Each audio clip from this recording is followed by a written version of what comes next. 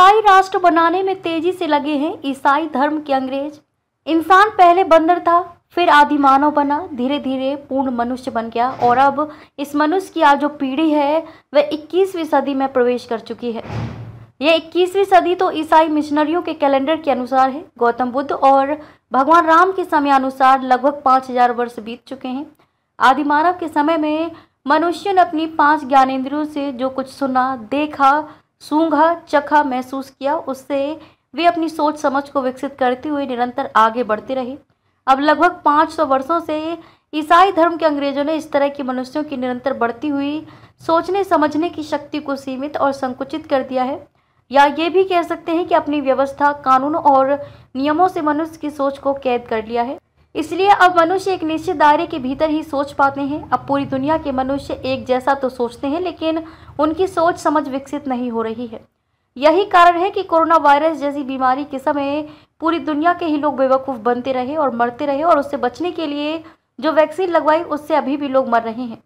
पूरी दुनिया के मनुष्यों को आज स्कूलों, कॉलेजों में जो सिखाया पढ़ाया जा रहा है, मीडिया के द्वारा दिखाया और पढ़ाया जा रहा है, और डॉक्टरों, मास्टरों सहित बुद्धिजीवी वर्ग के माध्यम से जो हमें सुनने को मिल रहा है, ये सब ईसाई धर्म के अंग्रेजों द्वारा पहले से ये योजना बनाकर तैयार किया जाता है, बाद में हमारे सामने परोसा जाता है।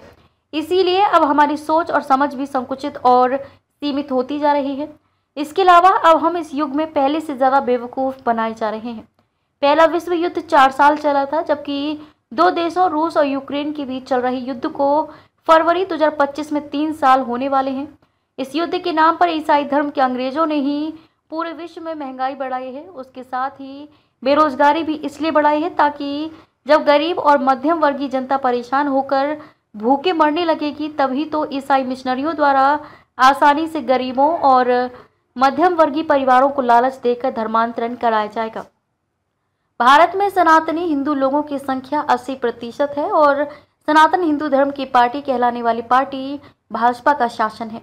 फिर भी भारत को हिंदू राष्ट्र घोषित नहीं कर पा रहे हैं, लेकिन जैसे ही भारत में ईसाई मिशनरियों द्वारा भारत की जनता को 50% ईसाई धर्म में धर्मांतरित कर लिया जाएगा, वैसे ही भारत को ईसाई राष्ट्र घोषित कर दिया जाएगा। इसके बाद फिर पहले की तरह अंग्रेजों का शासन शुरू हो जाएगा, क्योंकि ईसाई राष्ट्र घोषित होने के बाद ईसाइयों के हित की बात कही जाएगी और सारे नियम, कायदे, कानून और व्यवस्था ईसाइयों को लाभ पहुंचाने के लिए बनाई जाएगी। भले ही अभी वर्तमान भाजपा सरकार सनातनी हिंदू लोगों को लाभ पहुंचाने, उनकी संस्कृति और संस्कारों के अनुसार नियम, कायदे, कानून नहीं बना पा रही है।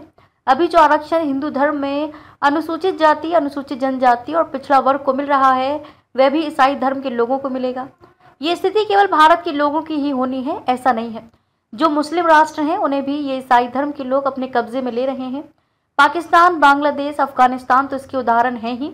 ईरानी कमांडर कासिम सुलेमानी के हत्यारे अमेरिकी राष्ट्रपति डोनाल्ड ट्रंप का चुनाव जीतना भी इस बात का संकेत दे रहा है कि दुनिया के अन्य मुस्लिम देशों को भी किसी न किसी माध्यम से डरा धमकाकर, हत्या करके, पैसे देकर या अन्य लालच देकर ईसाई राष्ट्र बनाए जाएं। अंग्रेज अपने ईसाई धर्म के कानूनों, व्यवस्थाओं और नियमों में बांधकर दुनिया के बाकी बचे देशों को जो ईसाई राष्ट्र नहीं है, उन्हें ईसाई राष्ट्रों में परिवर्तित करना चाहते हैं, जिसकी प्रक्रिया ईसाई मिशनरियों द्वारा अभी भारत सहित कई देशों में बहुत तेजी से चलाई जा रही है।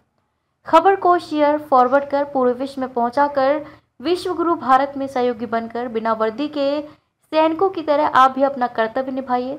देश और दुनिया की ताज़ा और विशेष खबरों के लिए देखते रहिए सैनिक गर्जना न्यूज़ चैनल। नमस्कार।